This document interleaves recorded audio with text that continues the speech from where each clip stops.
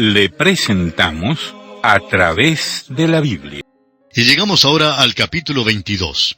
En este capítulo, los judíos conspiran contra Cristo. Los apóstoles preparan la Pascua. Cristo instituye la Cena del Señor. Consideraremos también su agonía en el huerto, la traición de que fue objeto.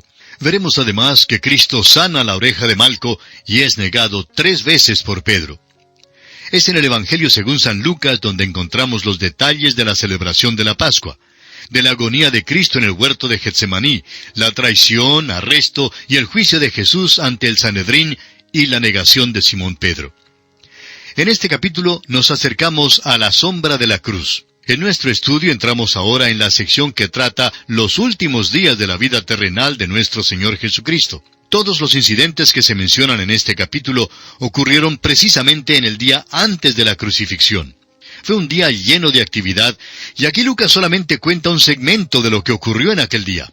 Omite, por ejemplo, el incidente en el cual Jesús lavó los pies de sus discípulos. Aquel día anterior a su asesinato fue un día de crisis, en el cual todo lo que ocurrió señalaba hacia la cruz. Todas las transacciones de aquel día nos obligan a mirar hacia el Gólgota. Todo estaba ya preparado para el evento de la crucifixión. El Dr. Forsyth lo expresa de la siguiente manera: la cruz es el centro de la gravedad del mundo moral. Encontramos aquí al cielo, al infierno y la tierra alistándose para la cruz, y la manera en que lo hacían lo encontramos en los primeros versículos de este capítulo 22. Los príncipes religiosos estaban maquinando contra él, y estos representan la tierra conspirando contra él. Judas conspiró diabólicamente para traicionarle, y él representa al infierno que conspiraba contra él. Luego, en los versículos 7 hasta el 13, vemos cómo Jesús y sus discípulos planean la última Pascua juntos. Y esta es la preparación celestial para la cruz. Comencemos pues nuestro estudio leyendo el versículo 1 de este capítulo 22 de San Lucas. Estaba cerca la fiesta de los panes sin levadura, que se llama la Pascua. Y esta es la Pascua en que Jesucristo mismo sería el Cordero que moriría. Notemos que Jesús había venido a Jerusalén. 6 meses antes, en Cesarea de Filipo, resueltamente se había encaminado hacia Jerusalén para morir. Todo lo que había hecho desde aquel momento en adelante era dar un paso tras otro hacia Jerusalén. El monte de la Transfiguración y la llamada entrada triunfal están ahora detrás. Es el tiempo de la Pascua. Y Él, el Cordero de Dios que quita el pecado del mundo, morirá. Leamos ahora el versículo 2 de este capítulo 22 de San Lucas. Y los principales sacerdotes y los escribas buscaban cómo matarle, porque temían al pueblo. Los príncipes religiosos le habrían prendido enseguida para matarle, pero le tenían miedo al pueblo. El versículo 3 nos dice: y entró Satanás en Judas, por sobrenombre Iscariote, el cual era uno del número de los 12. Ahora, al leer ese versículo, surge esta pregunta: ¿es posible que un cristiano, un verdadero creyente, sea poseído por los demonios? ¿Es posible que Satanás o un demonio entre en un cristiano? La respuesta, por supuesto, es que no. Sin embargo, es posible que sea poseído un miembro de alguna iglesia que no haya sido salvado. Hay ciertos miembros de iglesias de los cuales se puede decir con certeza que están poseídos de los demonios.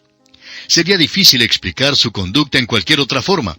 Amigo oyente, si usted simplemente se mete en las actividades incidentales de una iglesia cristiana, escuchando la prédica del Evangelio, sin hacer nada más que reunirse periódicamente con el pueblo de Dios, si solo va a la iglesia para calentar el asiento, le advertimos que el día llegará cuando Satanás entrará en la casa desocupada. Uno de los demonios, o Satanás mismo, tomará posesión de su vida. Eso es lo que le sucedió a Judas, quien había estado junto con los discípulos, pero quien al fin había rechazado a Jesús. Bueno, amigo oyente, nuestro tiempo se ha agotado, así que tenemos que despedirnos. Continuaremos, Dios mediante, el estudio de este capítulo 22 del Evangelio según San Lucas en nuestro próximo programa. Es nuestra ferviente oración que el Señor inunde su vida con las ricas bendiciones del cielo. Continuamos hoy, amigo oyente, estudiando el capítulo 22 del Evangelio según San Lucas. Y en nuestro programa anterior hablábamos de Judas, por sobrenombre Iscariote, y cómo Satanás había entrado en él. Y dijimos que lo que había sucedido con Judas es que a pesar de haber andado con Jesús y junto con los discípulos, al final se hizo evidente que en realidad había rechazado a Jesús. Continuamos hoy leyendo los versículos 4 y 5 de este capítulo 22 de Lucas. Y este, es decir, Judas Iscariote, fue y habló con los principales sacerdotes y con los jefes de la guardia de cómo se lo entregaría. Ellos se alegraron y convinieron en darle dinero. Los príncipes religiosos habían estado preguntándose en cuanto a la manera en que podrían prender al Señor Jesucristo cuando Judas vino y ofreció traicionarle. Continuemos con el versículo 6 de este capítulo 22 de San Lucas. Y él se comprometió y buscaba una oportunidad para entregárselo a espaldas del pueblo. Ahora creemos que este complot se desarrolló más o menos así. Esperemos, dijeron, hasta que la multitud salga de Jerusalén. Esperemos hasta que esté solo para que podamos prenderle, hasta cuando el pueblo no sepa qué es lo que estamos haciendo. Planeaban prenderle secretamente. Ahora Judas tendría que esperar y dejar que los príncipes religiosos decidieran cuándo sería la hora propicia. En realidad esa hora nunca llegó. Por eso Jesús dio el pan a Judas en el aposento alto durante la Pascua y le dijo, «Lo que vas a hacer, hazlo más pronto. La hora ha llegado, apúrate». Y Judas hizo exactamente eso. Esto es lo que nos cuenta Juan en su Evangelio capítulo 13. Y pasamos a considerar ahora los planes que hace Jesús para la última Pascua y la institución de la Cena del Señor. Jesús y sus discípulos ahora planean la última Pascua. Leamos los versículos 7 hasta el 13 de este capítulo 22 de San Lucas. Llegó el día de los panes sin levadura, en el cual era necesario sacrificar el cordero de la Pascua. Y Jesús envió a Pedro y a Juan diciendo, «Id, preparadnos la Pascua para que la comamos». Ellos le dijeron, «¿Dónde quieres que la preparemos?» Él les dijo, «He aquí, al entrar en la ciudad, os saldrá al encuentro un hombre que lleva un cántaro de agua. Seguidle hasta la casa donde entrare, y decid al padre de familia de esa casa, el maestro te dice, ¿dónde está el aposento donde he de comer la Pascua con mis discípulos? Entonces se los mostrará un gran aposento alto ya dispuesto. Preparad allí». Fueron pues y hallaron como les había dicho, y prepararon la Pascua. No vemos ningún motivo de atribuirle algún carácter milagroso a este pasaje. Nuestro Señor Jesucristo había ido a Jerusalén muchas veces. Seguramente ya conocía al hombre que tenía este aposento alto. De seguro que Él le había dicho a nuestro Señor, «Cuando estés en Jerusalén, trae acá a tus discípulos».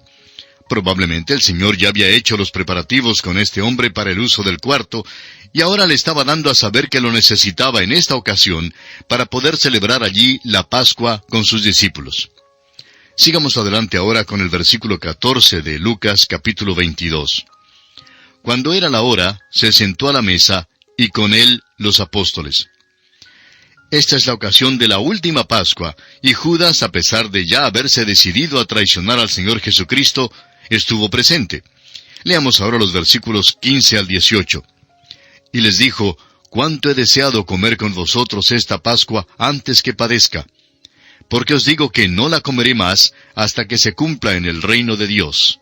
Y habiendo tomado la copa, dio gracias y dijo, «Tomad esto y repartidlo entre vosotros, porque os digo que no beberé más del fruto de la vid hasta que el reino de Dios venga». En la celebración de la Pascua, la copa circulaba 4 veces, y creemos que el Señor participó cada vez hasta la última vez en que la copa pasó ante Él. Esa última era designada la copa de gozo, pero Jesús no la tomó. Surge entonces la pregunta, ¿y entonces no participó Jesús de esa copa? Ahora creemos que sí, que la bebió, pues en la cruz le dieron vinagre para tomar, y ¿recuerda usted lo que se dijo de él? El escritor a los Hebreos en el capítulo 12 de su carta, versículo 2, dice, «Por el gozo puesto delante de él, sufrió la cruz». Es decir que bebió la copa de gozo en la cruz. Esa fue la última copa.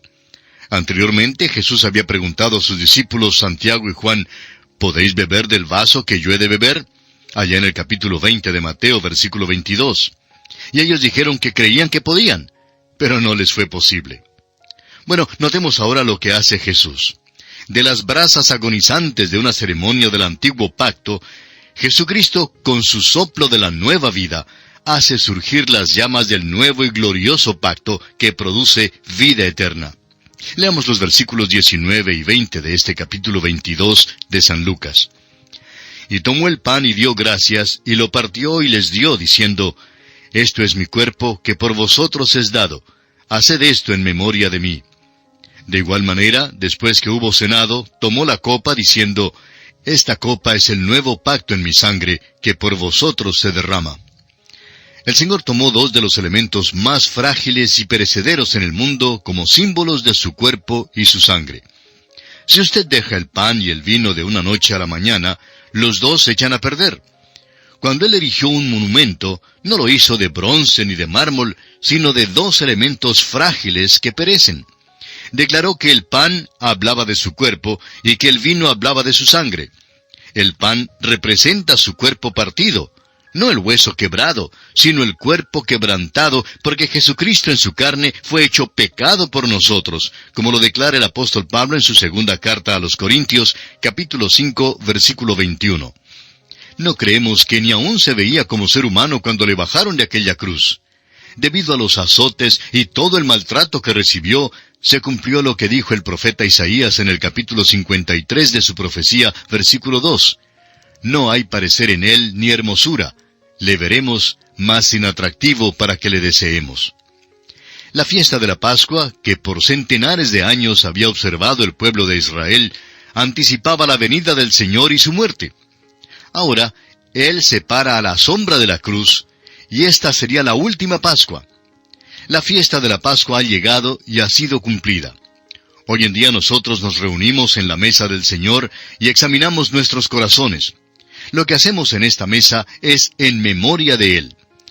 Miramos atrás, es decir, echamos una mirada retrospectiva a lo que Él hizo por nosotros en la cruz y anticipamos su segunda venida, como lo dice el apóstol Pablo en su primera carta a los Corintios, capítulo 11, versículo 26, cuando dice, Así pues, todas las veces que comiereis este pan y bebiereis esta copa, la muerte del Señor anunciáis hasta que Él venga. Notemos ahora que Jesús anuncia su traición. Leamos el versículo 21 de este capítulo 22 de Lucas. Mas he aquí, la mano del que me entrega está conmigo en la mesa. El que iba a traicionarle estaba entre ellos. Hay quienes creen que Judas en realidad salió antes de la institución de la Cena del Señor. Y creemos que eso fue lo que ocurrió. Tengamos en cuenta que en su relato, Lucas solo nos da aquellos hechos necesarios para el propósito de su comentario. Por su parte, Juan, en su Evangelio capítulo 13, versículos 26 al 30, establece claramente que durante la Pascua, nuestro Señor, mojando el pan, lo dio a Judas y le dijo, «Lo que vas a hacer, hazlo más pronto». Y que inmediatamente Judas salió. Sigamos ahora con la lectura de los versículos 22 y 23 de este capítulo 22 de San Lucas. A la verdad, el Hijo del Hombre va según lo que está determinado, pero ay de aquel hombre por quien es entregado. Entonces ellos comenzaron a discutir entre sí quién de ellos sería el que había de hacer esto. Aparentemente, cada uno de los discípulos creía que era capaz de negar y traicionar al Señor. Ahora, si usted es honesto, amigo oyente, bien sabe que también usted podría traicionarle. Si Cristo no guardara su mano sobre mí, también a mí me sería posible traicionarle. También yo podría negarle durante los próximos 5 minutos. Sin embargo, doy gracias a Dios que Él no quitará su mano de mí y me regocijo en eso. Esto es lo que Dios ha prometido en su palabra y yo creo en su palabra. Pasemos ahora a considerar la grandeza en el servicio. Leamos el versículo 24 de Lucas capítulo 22. Hubo también entre ellos una disputa sobre quién de ellos sería el mayor. Ahora note usted que estos hombres que recién habían reconocido hasta dónde podrían bajar, también aspiraban ahora a ser los mayores. ¿Puede usted imaginar tal cosa, amigo oyente?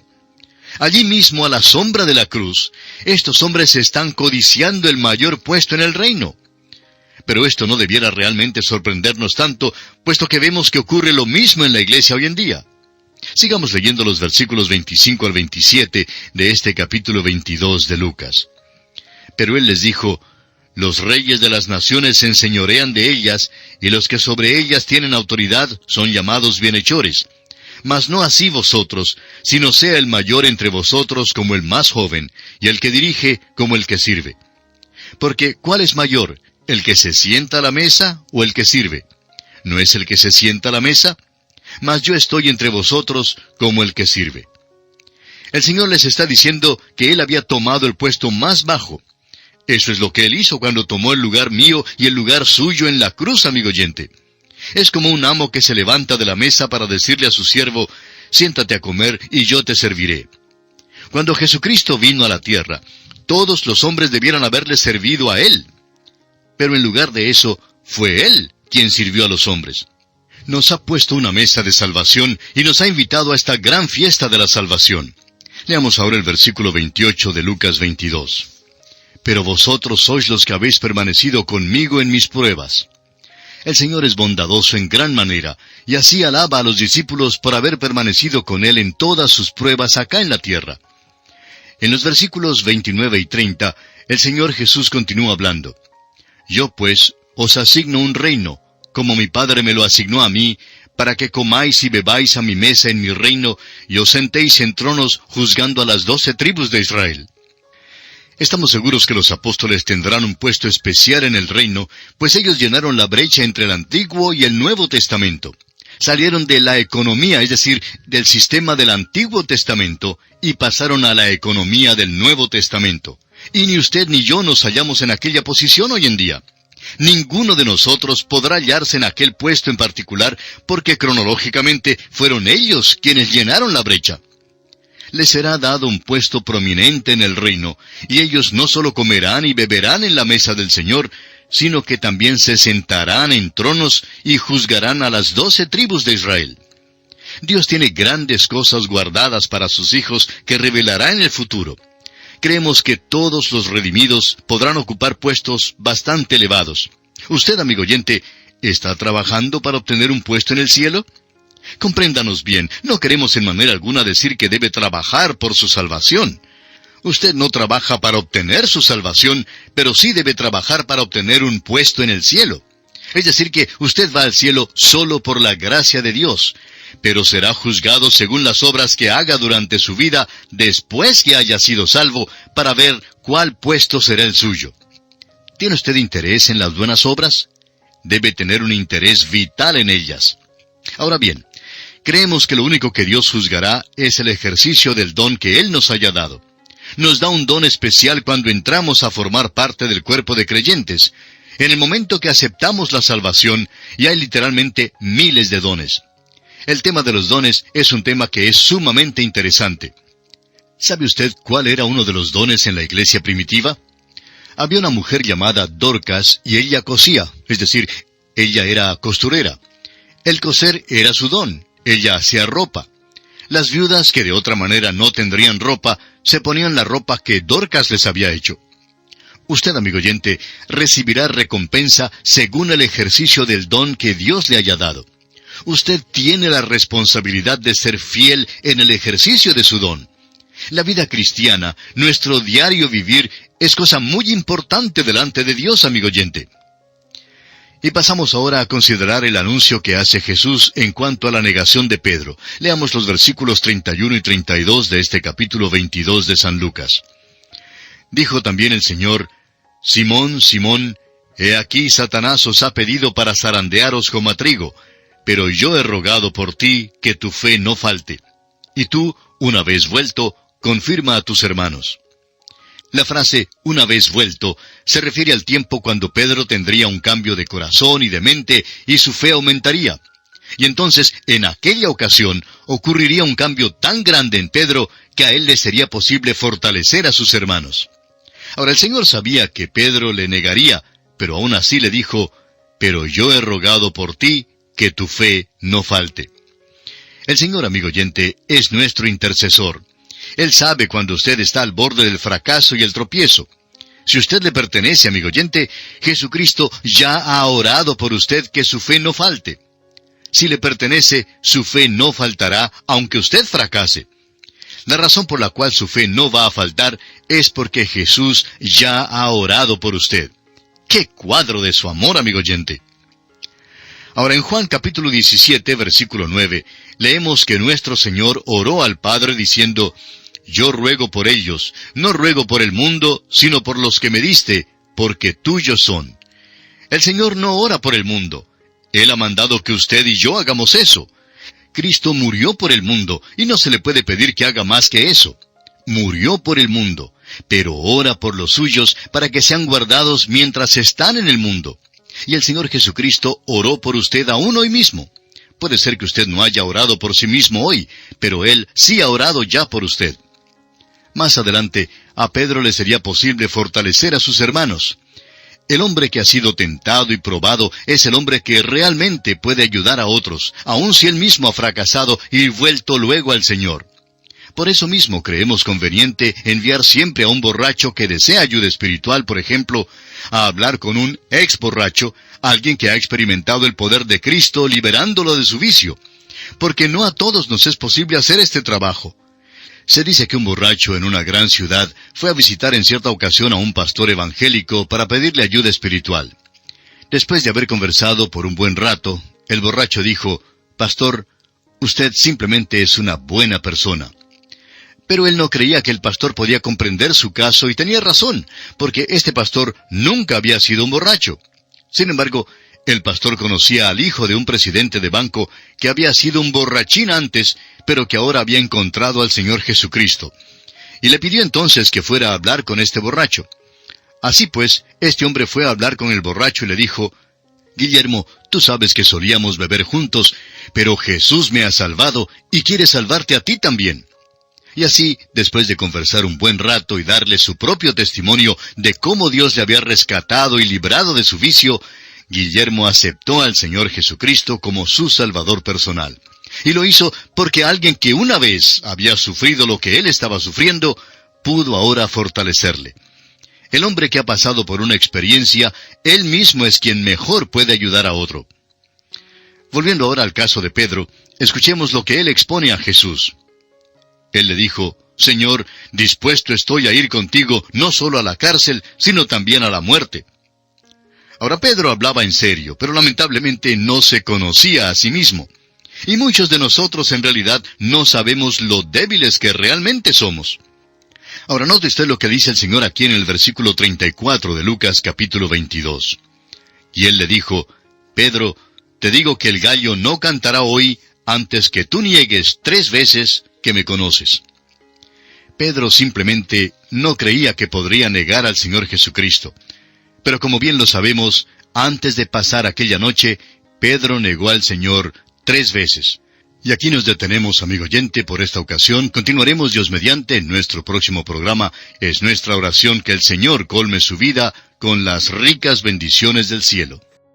Continuando con nuestro estudio del capítulo 22 del Evangelio según San Lucas, comenzaremos hoy leyendo el versículo 35, donde Jesús amonesta a los discípulos en cuanto al futuro. Leamos pues el versículo 35 de este capítulo 22 de San Lucas. Y a ellos dijo: «Cuando os envié sin bolsa, sin alforja y sin calzado, ¿os faltó algo?» Ellos dijeron: «Nada». Es maravillosa la manera en que los discípulos tuvieron la provisión necesaria durante aquel período particular en que el Señor les mandó a las ovejas perdidas de la casa de Israel. Pero ahora los va a mandar en una nueva misión con un nuevo mensaje. En realidad tendrán oyentes nuevos, porque no será limitada su misión solo a Israel, sino que les llevará a todo el mundo. Continuemos con el versículo 36. Y les dijo: «Pues ahora el que tiene bolsa, tómela, y también la alforja, y el que no tiene espada, venda su capa y compre una». Mejor es que usted prepare su maleta y busque los cheques viajeros si es que va a salir para servir al Señor hoy en día publicando el Evangelio. Es mejor que se prepare. Y es bueno también que se proteja. Ese debate en cuanto a si un buen ciudadano que cumple la ley debe poseer un arma de fuego o no, es un debate que ha existido ya por muchos años. Personalmente creemos que uno debe tener derecho a tener su arma de fuego en el hogar. Vivimos en días difíciles. La situación es tal que los jueces amedrentados por el AMPA han dejado sueltos de las cárceles a unos perros rabiosos. Ahora, si un perro rabioso entra en casa y ataca a mi hijito que está allá afuera jugando, ¿sabe usted lo que yo haría? Pues buscaría el arma de fuego y le daría muerte a ese perro, fuese un perro de 2 patas o de 4. No importa lo que opinen estas personas débiles y de dos caras que se creen tan bondadosas, porque mi intención es proteger a mis seres queridos. El Señor dijo, y el que no tiene espada, venda su capa y compre una. Amigo oyente, vivimos en días que requieren que tengamos espada y tenemos que reconocer esto. Si no resistimos la maldad hoy en día, todo tipo de maldad nos caerá encima. Ahora alguien dirá quizá, ¿está usted hablando como un predicador cristiano? Por supuesto que sí, amigo oyente.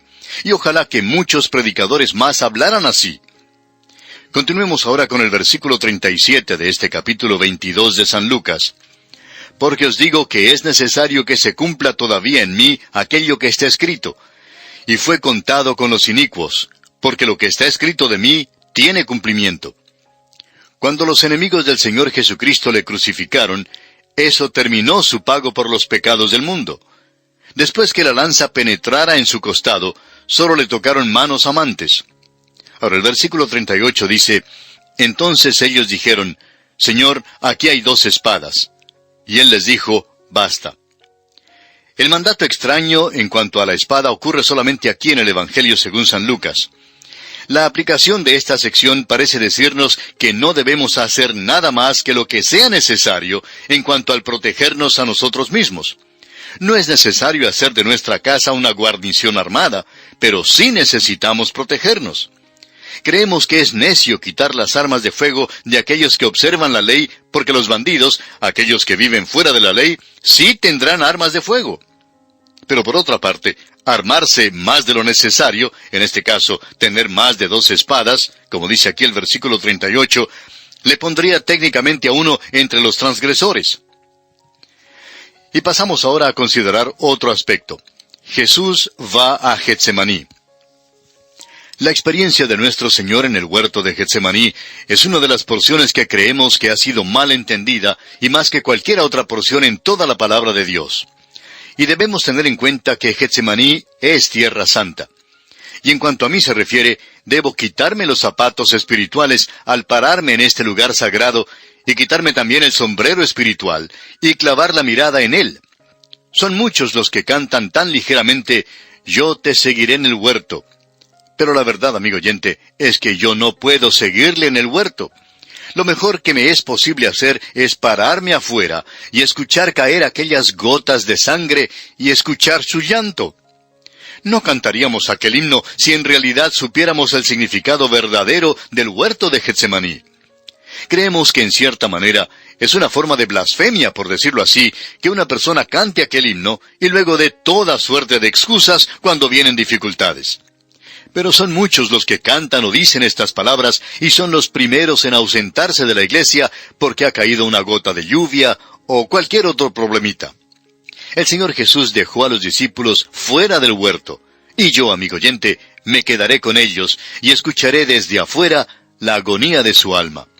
Si nuestros corazones son sensibles, daremos gracias a Dios por Él que tomó la copa de nuestro dolor y sufrimiento, bebiéndola hasta lo último. En el aposento alto tomó la copa y dijo, tomad esto y repartidlo entre vosotros, porque os digo que no beberé más del fruto de la vid hasta que el reino de Dios venga.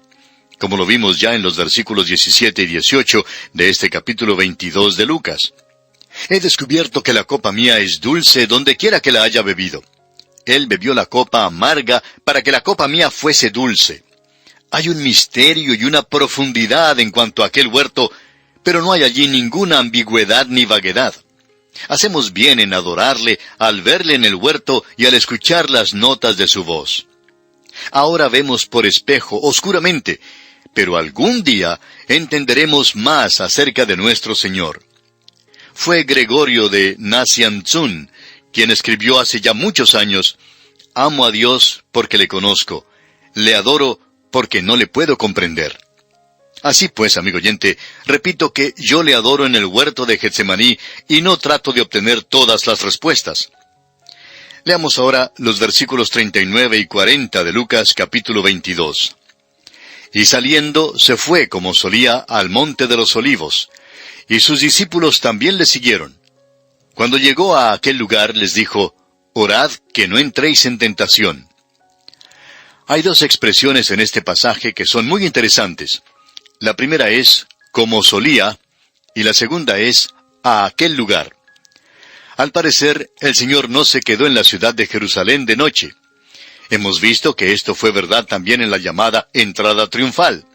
Había sido rechazado por la ciudad y por tanto, Él rechazó también a la ciudad. Pasó cada noche durante la última semana de su vida, o bien en el huerto de Getsemaní, o bien en Betania. Después de la cena del Señor, salió al huerto. En aquella última noche, se realizó allí una transacción no muy familiar. Jesucristo luchó con un enemigo invisible, pero venció allí al enemigo y obtuvo la victoria. La victoria del Calvario, amigo oyente, fue obtenida, fue ganada en Getsemaní. Porque como usted recordará, en el principio del ministerio de nuestro Señor, Satanás vino y le tentó. Satanás le ofreció a nuestro Señor los reinos del mundo si tan solo le adoraba. Claro que tendría que evitar la cruz. Luego se nos dice que Satanás se apartó de él por un tiempo. Ahora, ¿cuándo regresó Satanás? Creemos que Satanás volvió muchas veces, pero Satanás hizo un esfuerzo especial en el principio del ministerio del Señor para hacerle evitar la cruz. Y ahora, al final de su ministerio, Satanás le ataca una vez más y le tienta tratando de hacerle desviarse de la cruz, hacerle olvidarse de la cruz. Usted recordará, amigo oyente, que durante su ministerio, el Señor les dijo a sus discípulos que Él sufriría muchas cosas y que sus enemigos le matarían, y que Pedro le contestó según Mateo 16:22, «Señor, ten compasión de ti, en ninguna manera esto te acontezca». ¿Recuerda entonces la contestación del Señor a Pedro? En Mateo 16:23, el Señor le dijo, «Quítate de delante de mí, Satanás. Me eres tropiezo, porque no pones la mira en las cosas de Dios, sino en las de los hombres». La cruz de Cristo, amigo oyente, no se halla en la teología de Satanás. Fue Satanás quien vino donde estaba Jesús en el huerto. Fue en este tiempo que el Señor les dijo a sus discípulos, «Orad que no entréis en tentación». Continuemos ahora leyendo los versículos 41 y 42 de este capítulo 22 de San Lucas. Y él se apartó de ellos a distancia como de un tiro de piedra, y puesto de rodillas oró diciendo, «Padre, si quieres, pasa de mí esta copa, pero no se haga mi voluntad, sino la tuya». ¿Cuál es la distancia que uno puede tirar una piedra? Pues bien, esa fue la distancia que el Señor se apartó de sus discípulos. Se arrodilló para orar. Satanás venía a encontrarlo en el huerto. Cristo oró que la copa sea quitada. Ahora, este es un tópico que ha causado mucha discusión. Hay quienes creen que el Señor tenía miedo de morir antes de llegar a la cruz. Bueno, no queremos ser dogmáticos, pero no creemos que eso sea verdad. No vemos ningún sentido en ello. No hay ningún mérito en la cruz romana. No hay ningún mérito en la madera. El mérito lo encontramos en la persona que murió. Si Jesús hubiera muerto en la horca o en una silla eléctrica, su muerte siempre habría tenido el mismo valor. Si Cristo hubiera muerto en el huerto de Getsemaní, todavía habría sido su muerte la que tendría el mérito. Ahora creemos que la copa era la cruz, y no queremos decir con esto que hablamos del sufrimiento mortal. Jesucristo fue hecho pecado por nosotros. Ahora, Él es el Santo de Dios, y cuando el pecado mío fue puesto sobre Él, le fue repulsivo, repugnante. No sé de dónde hemos sacado la idea de que somos tan atractivos para con Dios. Mi pecado que fue puesto sobre Cristo fue repulsivo y terrible. Fue terrible y por un solo momento Él se rebeló contra eso. El apóstol Pedro en su primera carta, capítulo 2, versículo 24, dice, «Quien llevó él mismo nuestros pecados en su cuerpo sobre el madero, para que nosotros, estando muertos a los pecados, vivamos a la justicia, y por cuya herida fuisteis sanados». Fue en el huerto de Getsemaní, bajo la sombra de la cruz, que Satanás, el tentador, vino a ofrecer al Señor una vez más la corona sin tener que llevar la cruz. Sin embargo, el Señor había venido a hacer la voluntad del Padre, y por eso pudo decir, «Pero no se haga mi voluntad, sino la tuya». Se entregó a la voluntad de su Padre, pero el pecado suyo y el mío, amigo oyente, le fueron repulsivos. Leamos ahora el versículo 43 de este capítulo 22 de Lucas. «Y se le apareció un ángel del cielo para fortalecerle». Como usted recordará, hubo un ministerio angélico en el tiempo de la tentación de nuestro Señor en el desierto. Y ahora encontramos otro ministerio angélico en el huerto, cuando Satanás viene de nuevo para tentarle. Y solo Lucas relata este hecho. Leamos el versículo 44. Y estando en agonía, oraba más intensamente, y era su sudor como grandes gotas de sangre que caían hasta la tierra. Solo el doctor Lucas nos dice que el Señor sudó grandes gotas de sangre. El Señor mostró una gran reacción física a la agonía y el conflicto que tuvo que confrontar. No podemos explicar lo que pasó y no nos proponemos tratar de explicarlo. Sin embargo, no nos impresiona tampoco en nada las explicaciones biológicas que se ofrece hoy en día. Nos damos cuenta que hay ciertos médicos cristianos que han dado unas explicaciones muy interesantes, pero aún así no estamos muy impresionados. Ahora, lo que yo sé es que Él derramó su sangre por mí, y por eso me inclino en reverencia y adoración ante Él. Una de las cosas trágicas del momento es que hay muchos muchachos que por muchos años han sangrado y han muerto en campos de batalla por todo el mundo. Pero, ¿cuántos de nosotros apreciamos de veras lo que ellos han hecho para mantener la libertad para nuestra patria? No nos impresiona mucho aquellos que protestan contra las guerras mientras ellos mismos se divierten tomando drogas. Pero hay una tragedia peor que esa. Cristo murió transido de dolor debido a nuestra condición perdida. Sangró y murió por nuestra libertad eterna. Jesús dijo en Juan 10:10, «Yo he venido para que tengan vida y para que la tengan en abundancia». Cristo amó tanto al mundo perdido que bajó hasta las profundidades del mismo infierno por darnos la salvación. Sin embargo, este mundo, que es precisamente el objeto de su amor, rechaza al Santo de Dios, al Salvador sin mancha, que fue hecho pecado por nosotros. Amigo oyente, ¿ha rechazado usted a Cristo? ¿Le ha despreciado? ¿O está usted agradecido por lo que Él ha hecho por usted? Párese en el polvo de Getsemaní y escuche. ¿Oye usted el sollozo de su alma? ¿Oye caer esas grandes gotas de sangre? Aquellas grandes gotas de sangre son como bombas de demolición, como bombas atómicas, si es que las escucha bien. Mire en el huerto junto a un olivo y ve allí al Salvador inclinándose en oración. Tomó allí la humanidad suya y la mía. Fue a la cruz y llevó en su cuerpo el pecado suyo y el pecado mío. Murió para que usted y yo pudiésemos tener vida eterna. Y pasamos ahora a otro aspecto. La traición de Jesús por Judas. Leamos los versículos 45 al 49 del capítulo 22 de San Lucas. Cuando se levantó de la oración y vino a sus discípulos, los halló durmiendo a causa de la tristeza, y les dijo, ¿por qué dormís? Levantaos y orad para que no entréis en tentación. Mientras él aún hablaba, se presentó una turba, y el que se llamaba Judas, uno de los 12, iba al frente de ellos, y se acercó hasta Jesús para besarle. Entonces Jesús le dijo, Judas, ¿con un beso entregas al Hijo del Hombre? Viendo los que estaban con él lo que había de acontecer, le dijeron, Señor, ¿heriremos a espada? Este es el hecho más vil de traición que jamás se haya contado. Es vil y aborrecible. Judas conocía el lugar acostumbrado donde se retiraba nuestro Señor, y por eso pudo guiar hasta allí al enemigo. Ahora, un beso es un símbolo de amor y cariño, pero Judas lo empleó para traicionar a Cristo. Y esto torna aún más cobarde y repulsivo su hecho. Sería bueno que observemos que nuestro Señor, en su humanidad, no era tan diferente en sus rasgos físicos a los otros hombres. Según esto, era necesario identificarlo entre la multitud. Este beso, pues, señaló el momento en que Jesús fue entregado en manos de hombres pecaminosos.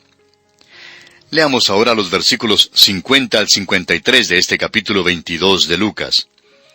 Y uno de ellos hirió a un siervo del sumo sacerdote y le cortó la oreja derecha. Entonces respondiendo Jesús dijo, Basta ya, dejad. Y tocando su oreja, le sanó. Y Jesús dijo a los principales sacerdotes, a los jefes de la guardia del templo y a los ancianos que habían venido contra él, ¿cómo contra un ladrón habéis salido con espadas y palos? Habiendo estado con vosotros cada día en el templo, no extendisteis las manos contra mí. Mas esta es vuestra hora y la potestad de las tinieblas.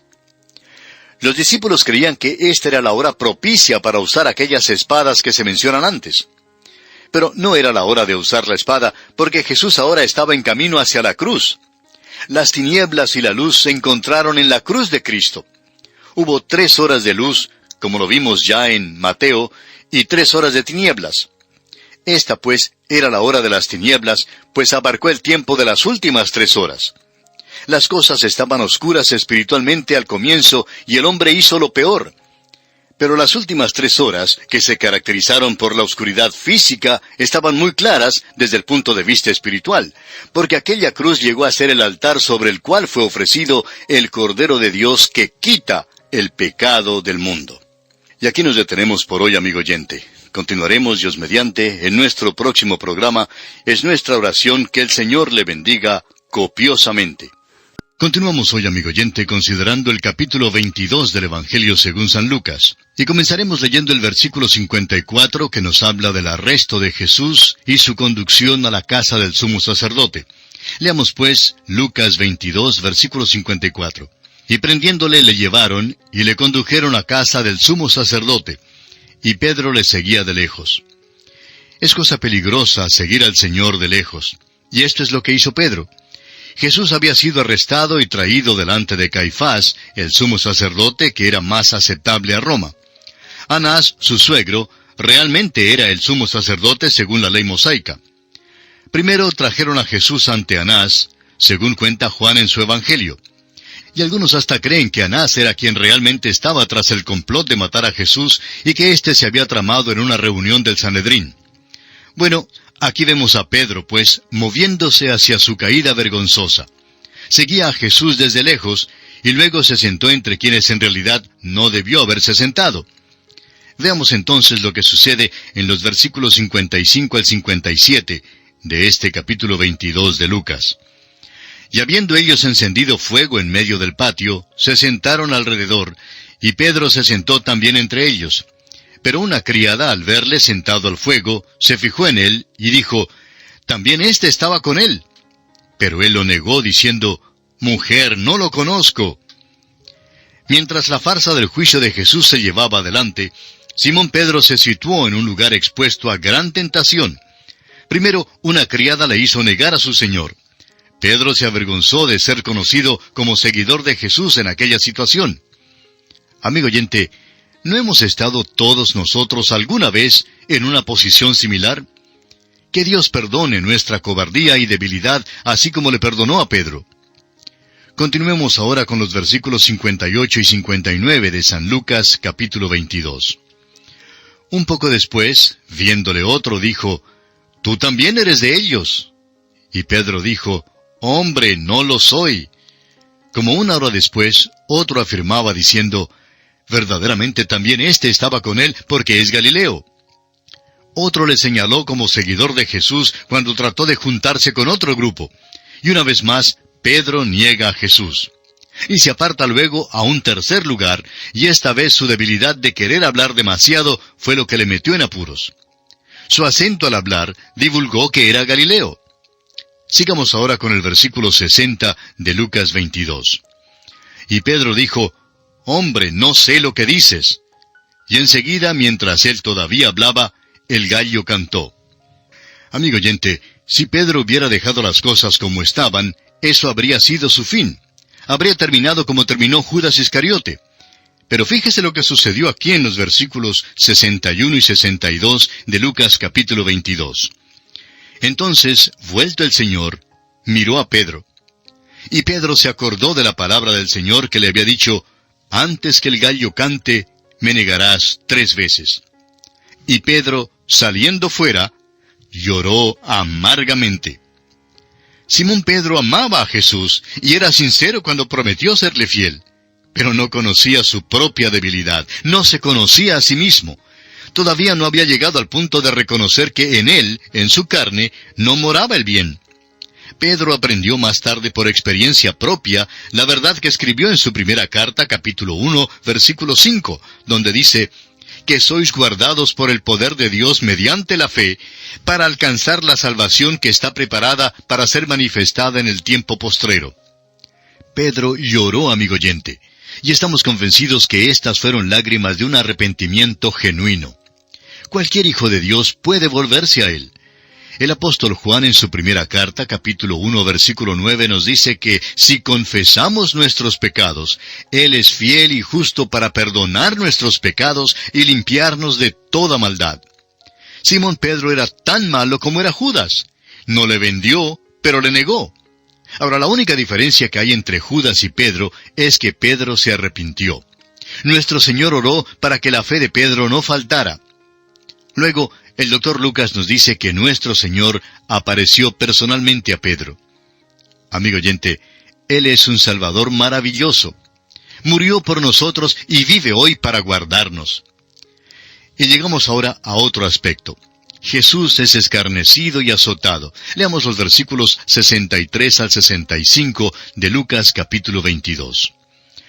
Y los hombres que custodiaban a Jesús se burlaban de él y le golpeaban, y vendándole los ojos, le golpeaban el rostro y le preguntaban diciendo, «Profetiza, ¿quién es el que te golpeó?» Y decían otras muchas cosas, injuriándole. Los principales sacerdotes y ancianos llevaron a Jesús a la casa de Anás. Ahora, era ilegal detener a Cristo sin acusación, pero le detuvieron hasta cuando pudieran formular una acusación en una reunión del Sanedrín. Le arrestaron antes de que tuvieran un plan. Lo interesante es que su intención no había sido prenderle tan pronto como le prendieron. Judas había llegado donde ellos y les había dicho, «Mejor es que le prendan mientras pueden». Judas creía que el Señor podría salir de la ciudad, pero el Señor, por supuesto, no tenía ninguna intención de salir. ¿Se ha fijado usted alguna vez en las muchas cosas ilegales que ocurrieron en el juicio de Jesús?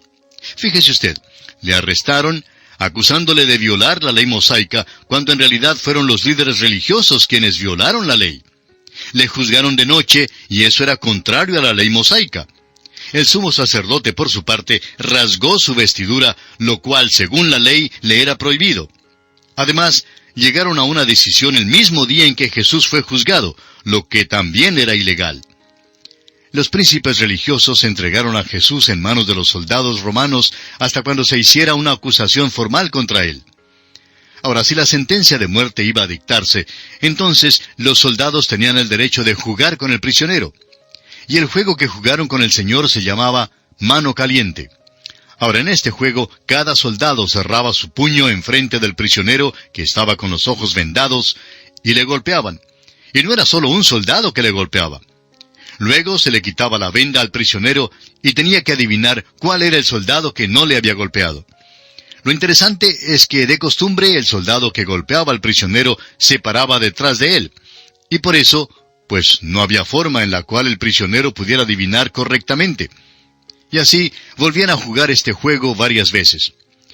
Bueno, creemos que en este juego esos soldados golpearon la cara de Cristo hasta cuando se cansaron. Dudamos que alguien pudiera haberle reconocido después de semejante maltrato. En Isaías capítulo 52, versículo 14 leemos, «De tal manera fue desfigurado de los hombres su parecer». Le golpearon tanto, amigo oyente, que él tampoco pudo llevar su cruz más tarde. Ahora, en los versículos 66 al 69, vemos que traen a Jesús ante el Sanedrín. Leamos estos versículos 66 al 69 de Lucas, capítulo 22. Cuando era de día, se juntaron los ancianos del pueblo, los principales sacerdotes y los escribas, y le trajeron al concilio, diciendo, «¿Eres tú el Cristo? Dínoslo». Y les dijo, «Si os lo dijere, no creeréis. Y también si os preguntare, no me responderéis, ni me soltaréis. Pero desde ahora el Hijo del Hombre se sentará a la diestra del poder de Dios». El Sanedrín le hizo dos preguntas a Jesús.